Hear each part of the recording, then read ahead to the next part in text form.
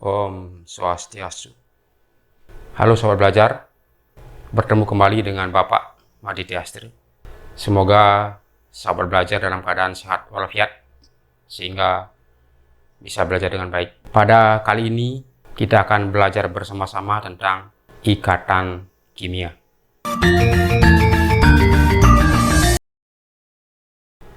Adapun indikator pencapaian kompetensi yang anak-anak harus kuasai pada kali ini, yaitu yang pertama, menjelaskan tentang kecenderungan suatu unsur dalam mencapai kestabilan. Yang kedua, menuliskan lambang Lewis dari suatu atom. Yang ketiga, menjelaskan proses pembentukan ikatan ion.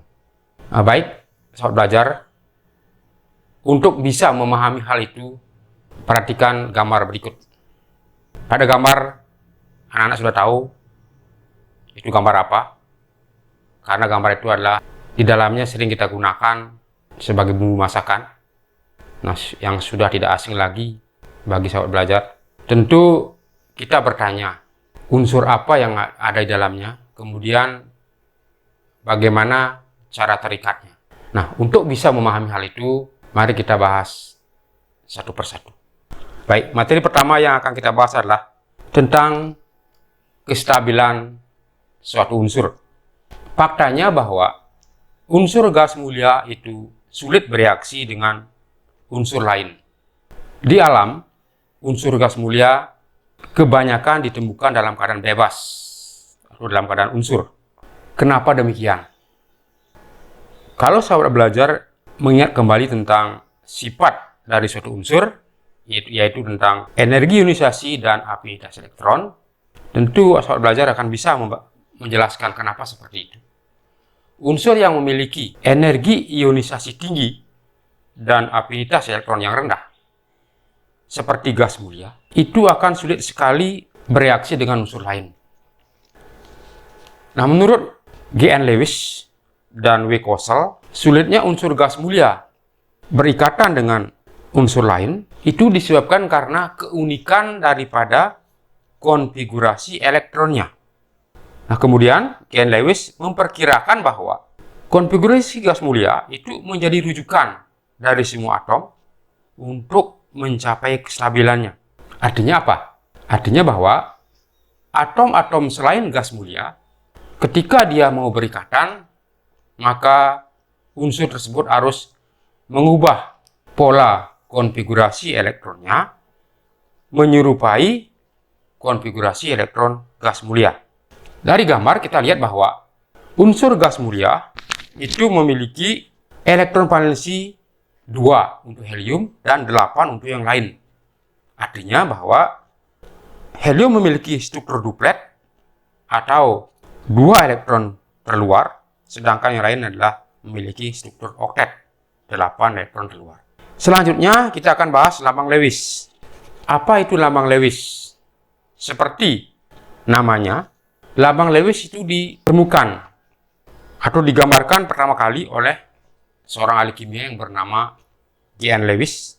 Beliau menggunakan titik atau tanda silang untuk menyatakan elektron valensinya dengan cara membubuhkan titik atau tanda silang di luar masing-masing atom sejumlah elektron valensinya. Baik, untuk memperkuat konsep tentang lambang Lewis, silakan kerjakan soal berikut. Ya, gimana? Sudah dibuat? Iya. Gimana? Mudah atau sulit? Nah, sekarang untuk bisa memastikan jawaban anak, perhatikan tampilan berikut. Gimana? Betul kan? Iya. Bapak yakin Sobat Belajar itu bisa menjawab dengan baik. Dengan nomor atom 18, tentu langkah-langkah yang anak-anak harus buat adalah menuliskan konfigurasi perkulit daripada atom, yaitu 288, sehingga sahabat belajar menemukan bahwa argon itu memiliki 8 elektron valensi.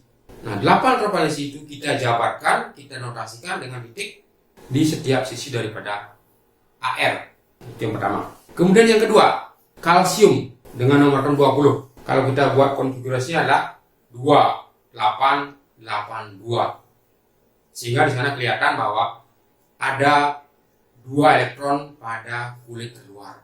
Nah, itu yang kita jabarkan. Yang 2 itu jabarkan di masing-masing atau di sebelah sisi daripada Ca.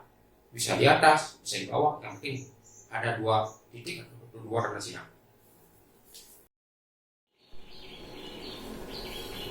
Baik, saudara belajar. Pada materi yang ketiga ini, kita akan mempelajari proses terbentuknya ikatan ion. Dalam gambar yang Bapak tampilkan, yang saudara belajar tadi lihat bersama-sama, berupa kemasan garam dari dolphin, yang tentu saudara belajar sudah tahu zat kimia apa yang ada di dalamnya. Kita tahu bersama bahwa di dalamnya ada senyawa yang namanya adalah senyawa NaCl atau natrium klorida. Nah, sekarang yang menjadi permasalahan kita bersama adalah bagaimana proses terjadinya ikatan kimia pada senyawa NaCl. Nah, untuk bisa memperjelas atau membahas itu, perhatikan langkah-langkah pembentukan ikatan ion. Yang pertama, langkah pertama adalah menentukan konfigurasi elektron dari masing-masing unsur dengan menggunakan konfigurasi di masing-masing kulit. Yang kedua, tentukan jumlah elektron yang dilepas maupun yang diterima. Nah, setelah itu samakan jumlah elektron yang dilepas yang diterima. Kemudian tuliskan rumus kimia yang terjadi. Nah, langkah terakhir adalah tuliskan lambang Lewisnya. Jadi itu adalah langkah-langkah yang harus sahabat belajar lewati ketika menjelaskan proses pembentukan ikatan ion. Bapak berikan contoh adalah pada senyawa NaCl, Na dengan nomor atom 12, Cl dengan nomor atom 17. Nah, Na dengan nomor atom 11 bisa kita jabarkan menjadi 281.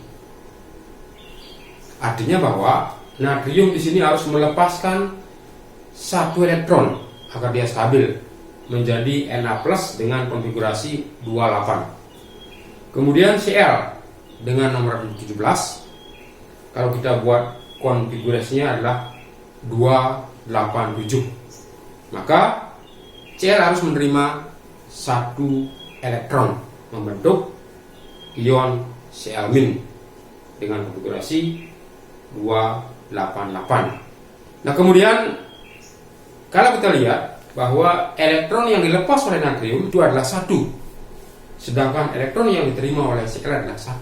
Berarti bahwa jumlah elektron kedua atom itu sudah sama, sehingga tinggal kita menjumlahkan. Nah, Na+ dengan Cl- itu memiliki gaya elektrostatik, sehingga menjadilah senyawa NaCl atau natrium klorida. Sahabat belajar yang sehat dan baik, itulah video kali ini yang bisa Bapak tampilkan. Mudah-mudahan sahabat belajar bisa memahami dengan baik. Sekian dan terima kasih. Om Santi Santi Santi. Om.